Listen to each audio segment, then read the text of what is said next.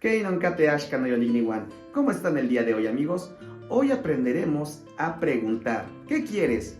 Pero de dos maneras. Una forma formal y otra forma informal.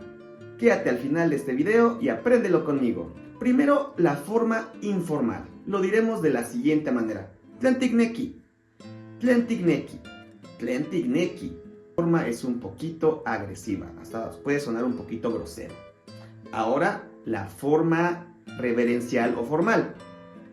Tlen tigmonekiltia. Tlen tigmonekiltia. ¿Qué quiere usted?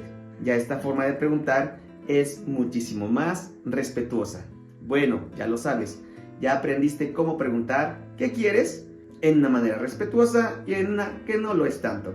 Bueno, espero te sea de utilidad. Ongatimomati. Ahí nos vemos. No olvides seguirme y aprender lengua náhuatl conmigo.